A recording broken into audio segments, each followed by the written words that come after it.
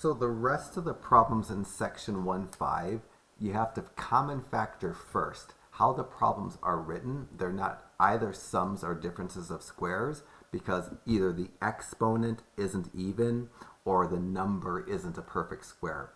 So for each of the problems for the rest of the section, I'm going to look for a common factor. Like in problem 18, both terms have an x. When both terms have the same variable, you take the smaller of the exponents. So I'm going to factor out a common factor of x cubed. And then the first term had 5 x's. I took out 3. I'm going to be left with an x squared. I'm going to bring down the minus sign. I didn't factor out a negative. After the minus sign, I didn't do anything with the 121, so I'll leave it, but I took the entire x cubed away. This x squared minus 121, that's going to be a difference of squares. I'm going to be able to split that into two parentheses, one with a plus sign, one with a minus sign. Doesn't matter which sign you plug first. For the x squared, I'm going to divide its exponent by 2 and get x to the first. And since my calculator is not showing up so well right now, I'm just going to square root the 121 in my head. Square root of 121 is 11. So I'm going to break the x squared minus 121 into two parentheses. The x that the x squared turns into goes before the signs because the x is before the signs. The 11 goes after. Let me check this just to show you that I can check. If I get an ugly answer, it should still multiply out to be the original problem. And I'll check just the instinctive way. I'll work from left to right. First, I'm going to multiply the x cubed into the parenthesis it's next to. I'm going to multiply x cubed times x and x cubed times 11. X cubed times x, I add the exponent of 3 and 1 and get x to the fourth. X cubed times 11 is 11x cubed. I'm done with the x cubed. It's incorporated in the first parentheses. And now I'm going to FOIL. I'm going to multiply the x to the fourth and the x, taking the x to the fourth in the left parentheses and multiplying it by both terms in the right parentheses. X to the fourth times x, x to the fourth times minus 11. And then the same with the 11x cubed. 11x cubed times x, 11x cubed times minus 11. First multiplication, here I add the exponents of 4 and 1 and get an x to the fifth. Next multiplication, I get a negative because it's a positive times a negative, and I just leave the 11 and the x to the fourth next to each other. Third multiplication, I add the exponents of the x's. I leave the 11 and they're both plus, so I put a plus sign. That's going to give me 11x to the fourth. Last multiplication, I multiply positive and negative 11 and get a negative 121, and I leave the x cubed. The middle terms here I have are opposites, so they cancel. And so this guy, I'm going to bring down the x to the fifth and bring down the minus 121x cubed. That's exactly the original problem, so I know I've factored correctly. It definitely takes me longer to check these problems than it does to actually do the problem, so I don't really check that often because I'm pretty comfortable in my factoring. But if you have the time, especially on the test, if you take the time to factor and then check, that's, you're safer. You're not going to make a mistake, write down something that's wrong if you take the time to check. Problem 20 is almost exactly like 18 in that it's structurally the same except the signs are different. I'm going to start off problem 20 by doing the same thing that I did in problem 18. I'm going to pull out the common factor of x cubed because anytime there's a common factor, the problem isn't prime and I should do the common factoring first. When I do the common factoring of x cubed, the contents of the parentheses are going to essentially be the same. The only difference is the sign. I factor out an x cubed. I start with 5 x's up front. I take away 3 of them. I'm left 2. After the plus sign, which remains, I took all 3 of the x's away, so I just have the 121. Unlike problem 18, I can't go further because what's in the parentheses now is a sum of squares, and sums of squares are prime. It would technically be wrong to say that my answer is prime because I'm able to factor the original problem a bit. even though I can't go further, because the x squared plus 121 can't be broken up into two parentheses because it's prime, the answer to the problem is this GCF factoring. It's not that the answer is, I wouldn't write prime because I was able to do one step of factoring. For 22, I have a common factor of 2 that I'm going to factor out. I'm going to remove the 2 from the b squared up front and leave a b squared. I'm not changing any signs because I didn't factor out a negative. And I'm going to divide 98, divide it by 2 and get 49. The 2 that's the common factor is going to stay up front. And the b squared minus 49 is a square with a minus, or a difference of squares. So it's going to factor into two parentheses. I'm going to divide the exponent of the b by 2, and I'm going to square root the 49.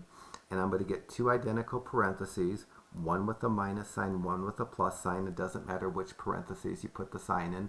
First parentheses could be plus, the second parentheses could be minus. It doesn't matter. But in my parentheses up front, I get the b's, which the b squared turns into, and at the end I get the 7's that the 49 turns into. In problem 24, same structure as 22, it has the same common factor, so the problem itself isn't prime. I pull out the common factor of 2. I'm left with not a b squared minus 49, but a b squared plus 49. And, like problem 20, what's in the parentheses is a sum of squares. It's a square problem because you have the even exponent and the number that's a perfect square. The plus makes it so I can't go further and factor this into two parentheses. So my answer to 24 should be 2 times b squared plus 49. It would be wrong to write prime for an answer because I was able to do one step of factoring even though the b squared plus 49 is prime. The next few problems, I could rewrite them so that the letter is first, but for whatever reason I decided to write the letter second. Sometimes maybe it's good to have that. So I'm just going to leave the problems the way they're written and understand it looks funky to me that this isn't written in a proper order. Problem 26 has the minus between it, and it's probably a square problem because the numbers 49 is a perfect square, the square root of 49 is a nice integer. The 16 is a perfect square, the square root of 16 is 4, and the y, it has an even exponent, I can divide its exponent by 2. The minus between makes this factor. I'm going to create two parentheses, one has a plus, the other has a minus, and I'm going to fill them up the same way. The 49, what it turns into, because the 49's before the signs, that needs to lead off my parentheses. So my parentheses are going to lead with a couple of 7's. After the sign, the first thing I'm going to get is what the 16 turns into, and the 16 turns into a 4 when I square root it. And then the y squared was after the 16, so what the y squared turns into goes after the 4. These are both correct. There are ways to rewrite this so that the 4y is first and the 7 is second, but I'm not going to take the time to do that because the original problem was written in some sense incorrect order because the leading term was written second. I'm just going to leave this like that. For 128, I wish my calculator would show better. For 128, I need to square root 121. Square root of 121 is 11.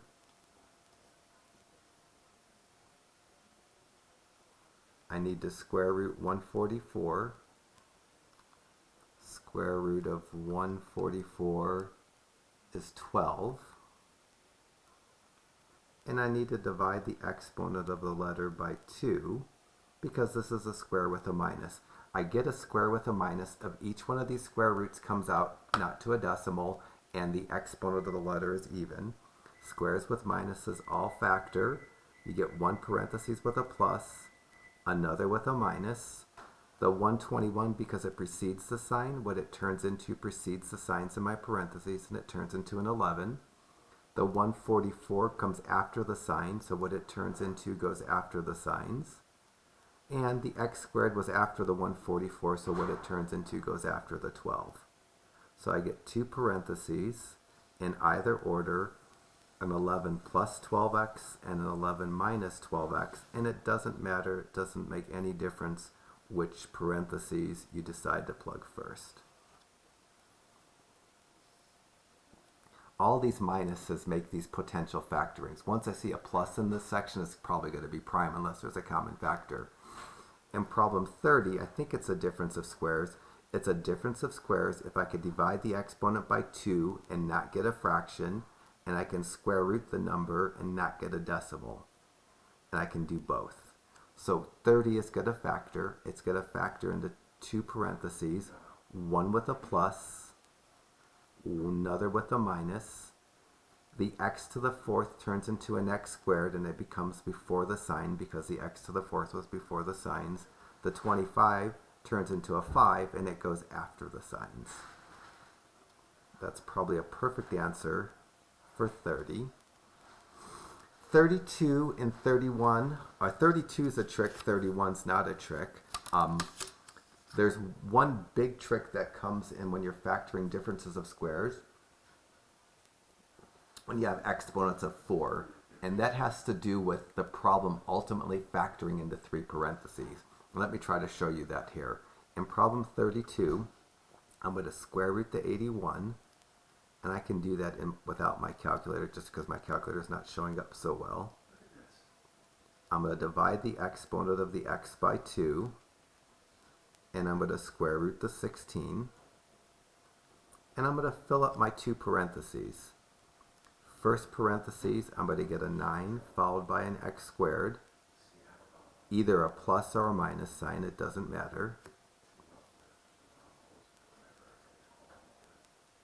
So the big trick to this is that if I stopped here, I'm not completely factored. When I have an exponent of 2 and a minus, there's a chance that I have a square problem. In the problem above, that second parentheses, if I divided the exponent by 2, I get something that could make it a square. But if I square root the 5, and I have to teach you something new on this calculator, if I square root the 5, my calculator gives me square root of 5. I'm going to hit the SD button, and the square root of 5 is a decimal. Because the square root of 5 is a decimal, that second parentheses isn't a square with a minus. It can't be factored. In problem 32, the second parentheses with a minus and two terms, it's actually a square problem because I can square root the 9. The exponent is even. I can divide it by 2 and not get a fraction. And I can square root the 4. This second parentheses is another square with a minus or difference of squares, and it can factor further. The first parentheses is a square with a plus, and they're all prime. So a better answer, a more completely factored answer for problem 32 would have three parentheses. The second parentheses would be factoring this 9x squared minus 4 into 3x plus 2 and 3x minus 2. That's kind of the big trick that comes up in factoring squares with minuses or differences of squares when you have an exponent of 4. If the numbers can be square rooted twice, 81 first square root is 9, second square root is 3, 16 first square root is 4, second square root is 2. If you have a difference of squares with an exponent of 4, you might be able to double factor one and get three parentheses. Hey, last page. Let's do 33 together. 33 is not such a nice problem because the number 98 is so big. 98, if I tried to square root it, if I did square root of 98 on my calculator says it's 7 square root of 2. That's not very helpful right now. Let me hit the SD button. Square root of 98 is a decimal. It's not a perfect square. It's not a number that's usable in factoring. Turns out 33 has a common factor of a 2. Doesn't have a common factor of a letter because the terms don't have the same letters. I'm going to factor out a 2. 98 divided by 2 is 49. I'm going to leave the y squared. I'm going to leave the minus sign. I'm going to take the 2 away from the x to the 4th and get another x to the 4th. Now for this parentheses, I'm going to square root the 49 and get a 7. I can't double square root the 49 because the square root of 7 is a decimal.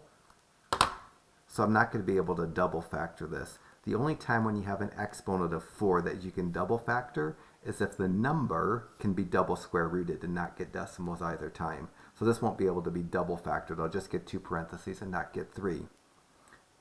So anyways, in the world of factoring this, I'm going to divide the exponents of the letters by 2, square root the number, and these are what's going to fill up my 2 parentheses. The common factor of 2 is going to lead off the answer. I'm going to make one parenthesis with a minus, the other parentheses with a plus. Other than the signs being different, the contents of the parentheses will be the same. The 49 turned into a 7. It's going to lead off my parentheses because the 49 came before the signs. The y to the square turns into the y to the first. It was attached to the 49. It stays attached. The x to the 4th turns into x squared. It's going to end my parentheses. I'm going to call this an answer. It's technically not the nicest answer because the highest exponent term is written second. That's because the initial problem had the highest exponent term written second. So I'll just leave with that.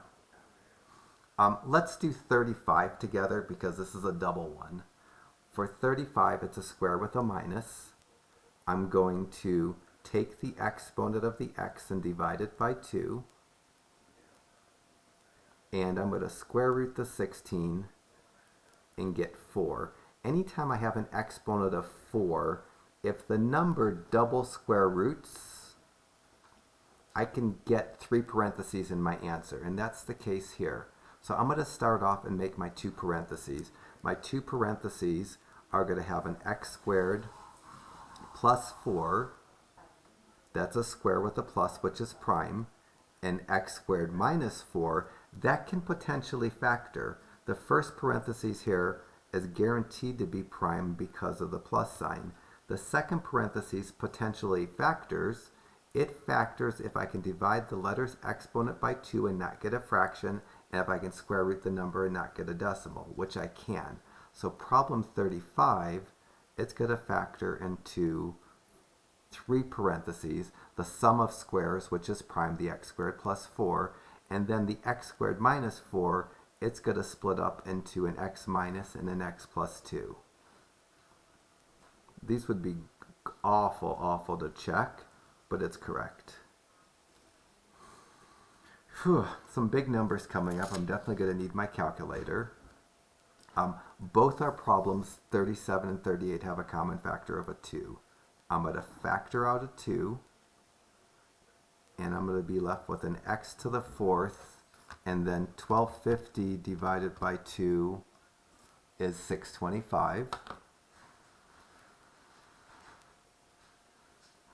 I'm going to break this into 2 parentheses, one with a plus, one with a minus. The letter, I'm going to divide its exponent by 2. When I have an x to the 4th, if the number double square roots, I'll get 3 parentheses in my answer. I'm going to square root 625 and get 25. If that number double square roots, meaning if I could square root the square root, which it does, that means this is going to be a 3 parentheses problem. Any problem that starts with an x to the 4th that's a difference of squares, if the numbers can square root and then the square roots, you get 3 parentheses. Let me start off by factoring this. Up front, I'm going to get an x squared in both parentheses. To end off my parentheses, I'm going to get a 25. The second parenthesis I wrote has a plus, so it's prime. The first parentheses, I can divide the exponent by 2 and not get a fraction. I can square root the number and not get a decimal. So this first parentheses is a difference of squares. It will factor. For an answer, I need the common factor of 2 and I need 3 parentheses. The x squared minus 25 factors into an x plus and an x minus 5, and then the x squared plus 25 is a sum of squares that's prime. Let's do 39 together. I'm going to start off, when I have an exponent of 4, I worry about double factoring. If the number can square root twice, meaning I can square root the number and then square root the result of the square root, I can double factor. So the square root of 2401 is 49. And because the number 49 is square rootable, this is going to be a 3 parentheses problem. My beginning of this, I'm going to get 2 identical parentheses. One has a y squared plus 49, which is a sum of squares, which is prime. The second has a y squared minus 49, which is a difference of squares. It factors. The second parentheses I can break into 2 parentheses. The y squared plus 49 I can't break up because it's a square with a plus, it's prime. But the y squared minus 49, divide the exponent of the y by 2 and get a y to the first, square root the 49 and get a 7, and get one parenthesis with a plus, another with a minus, in either order. So my answer, best answer for 39, would be y squared plus 49 is one of the 3 parentheses, y minus 7 and y plus 7, the other 2 parentheses. The order that I put them in is irrelevant. Each of our last problems are squares with pluses, and I don't care what's going on with the exponents. The exponents aren't driving whether it factors or not, it's the plus sign. This is a square because it has even exponents, and 9 is a perfect square. Similarly, that. Those are both primes because squares with pluses are prime. Okay, that's got to be it. Next section is kind of weird, so take a good break before you jump into it. It's not hard, but it's just really different.